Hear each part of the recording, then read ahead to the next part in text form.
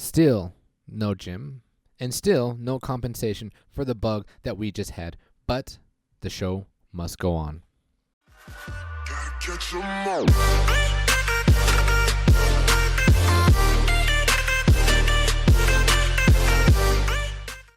What's good? It's your boy Rico. Welcome back to another episode of Pokemon Duel. And like I said, the show must go on. Videos must be made for you guys. And today, this was today on my lunch break.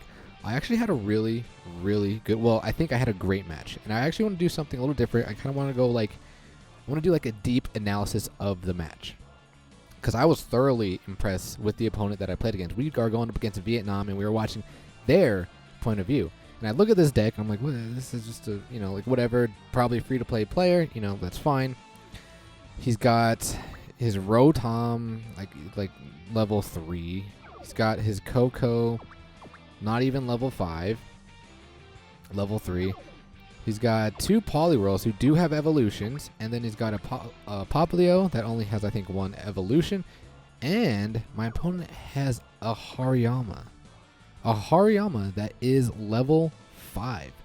Now, I don't play Hariyamas at all, if ever. So I was like, what this? I was like, that is completely random. Completely random. Well, if you take a look at this wheel, take a look at the push away. That's the thing that kind of sticks out the most. It has this huge purple that does 40. Well, it's got 40 slice. Push away. This Pokemon knocks the battle opponent 1 step back and claims its previous spot. So there is definitely some cheese to be had with this figure. It also has the heavy slam if the battle opponent is 3 MP or higher. This Pokemon takes no damage, and the battle opponent is knocked out. The only downfall is, obviously, the 8 miss and the slap push that does nothing. Slap push. You would think it does something. It only does 60 damage. If this thing was Carbonated to 10, it could be interesting on what it can do. I don't think he had any evolutions on his Rotom. And then his plates, he's got the double chance switch, double switch, scoop up, max revive, and the hurdle jump. Doesn't have the gold block. I don't know if he didn't have the plate or not, but I think the gold block would be better than the hurdle jump. Scoop up is good to, if you overextend a little bit. And the double switch, obviously for me, in my opinion, I think the switch is to get the Coco or the Rotom to the entry points, pull the switch on the Hariyama, and then cheese. That's what I think. But when I first initially saw this deck, I didn't know that. So if look at my deck, I'm running my normal water deck, the deck that I think I'm going to be trying in the gym. And immediately you have to know your matchups. So I know he's got 2 Poliwhirls. They're probably going to be on the front line, so I need to know what I can do to match up against these things well, because Poliwhirl's ability, which is the spitting pattern, your opponent spins your opponent's spins are shifted 2 segments in the clockwise direction. So, first things first, if Greninja gets matched up against it, I either hit the Water Shuriken and then I go into the Hydro Pump, or I roll the dodge and I hit into a miss. Now, my Greninja is notorious for being a ninja, I guess you could say, and likes to hit dodge. It doesn't do anything, so I'm like, okay, we don't want Greninja matched up against these Poliwhirls. Poliwrath is not a bad matchup, because my whole wheel basically, I don't want to say basically is not a miss, but I either hit Dynamic Punch or I hit Double Slap. It just shifts from one into the other. But I do have a large miss, so that could be a problem. Tapu Fini is really good. I basically do not have a miss here, unless I roll a miss. I do have 3 misses, but Pit Pony Wish, then I go into the Dazzling Gleam. Dazzling Gleam goes into the Mighty Water. So Tapu Fini is actually really good matchup against the Poliwhirl. Doesn't matter for the Feebas. Now, the Primal Kyogre is not a great matchup because the Hydro Pump is, what I would most likely hit the most, although RNG is RNG, but it's 39. If I were to hit that, I would roll directly into the miss. So we do not want to put the Primal Kyogre. We don't want to put my Greninja. Everything else is kind of okay. Like, Manaphy is good because he just hits the Manaphy song or the bubble. So I'm like, okay, so I know my matchups. I know what we're going to do. Now like I said, I'm going to pick apart this match. I think for the most part, myself and my opponent made really good plays, but there was a couple misplays, and I misplayed a lot in the beginning. So let's watch this match. He opens up with the Rotom, and I already make a mistake here. I bring my Feebas on for some reason. I don't know why. Like, we have the Tapu Fini. We need the Tapu Fini on the board immediately because of his ability. But because I already misplayed, I was like, oh no. He's going to take the entry point. I'm going to have to cover up. And then I'll bring Manaphy on. I'm like, okay, that shouldn't be a problem. So he takes the goal, or entry point. Then I take the goal, and then my opponent moves up the Populo. And I make another huge mistake here. Yes, I do need the man or the Tapu Fini on the board. What I should have done was move the Tapu Fini up here. But since I moved him here, I was like, oh no. He's just going to DC. If he kills my mana or Tapu Fini, that's GG boys. And that's exactly what my opponent does here. He DCs. He goes straight after my Tapu Fini. I'm like, oh my god. Like, is it? Dude, I'm going to rage. And I'm raging because I make mistakes. And I thank God I hit the God Roll. I hit the Pony Wish. I was like, oh my goodness. Thank you. Thank you. So now we can bring on the Greninja. Greninja matches up well with the Rotom here. And again, I find myself in quite the predicament because my opponent is making great plays here. So I bring on the Poliwrath because I figure Poliwrath is going to be a threat to the Tapu Koko. If we attack into it, I have a good chance of, for one, KOing it, or two, confusing it so that we can KO it if he hits the Quick Attack or the Melee Wish. Now I know I'm pretty in a vulnerable position here. So what my opponent does is my opponent moves up. We're going to stop it again. My opponent moves up, and he's basically in the position to get what I call the triple kill. Because if my Greninja is right here, he sacks his Tapu Koko. And these three things right here are gone. And again, that's GG boys. So what I have to do is I have to immediately move over my Greninja, but then that leaves me completely vulnerable. And guess what? My Tapu Fini is in trouble again. So my opponent surrounds my Fini and makes the right play. I agree with this play. He attacks, hoping to get the wild charge, but fortunately for me, he hits the dodge, and just like that, I'm already in a bad predicament, and I'm going to have to burn through my plays early. I'm going to have to Max Revive, and then I'm going to have to switch to get my Manaphy, or my Tapu Fini. I don't know why I keep saying Manaphy. Tapu Fini back on the board, so now I do that, Max Revive, then I pull the switch, and now I can start bringing everything on the board, bring on the Manaphy. And my opponent is making great plays here.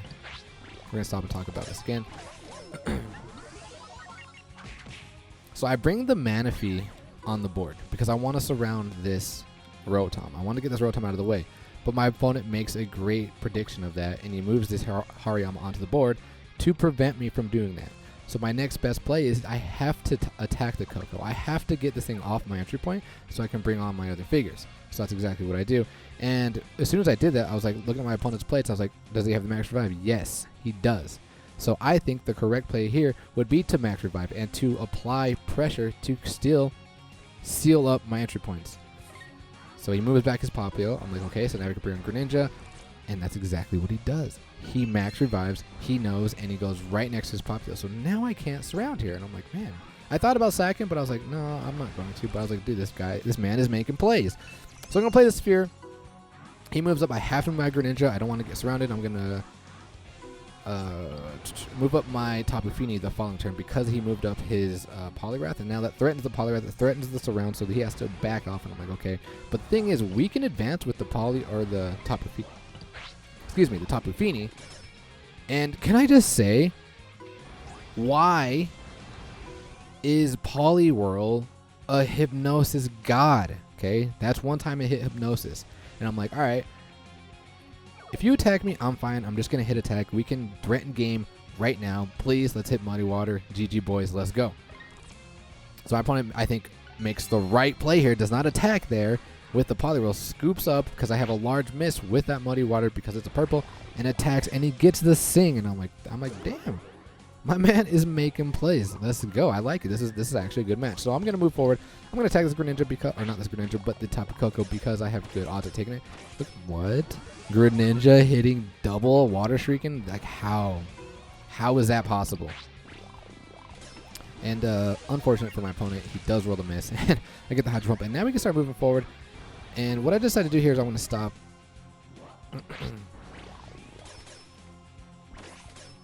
The Hypnosis.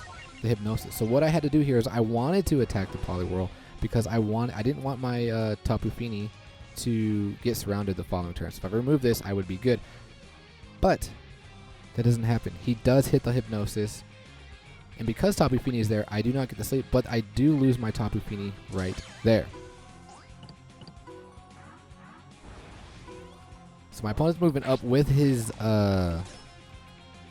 bad or unfortunate roll. He moves up with his Rotom, and I'm not really worried about it.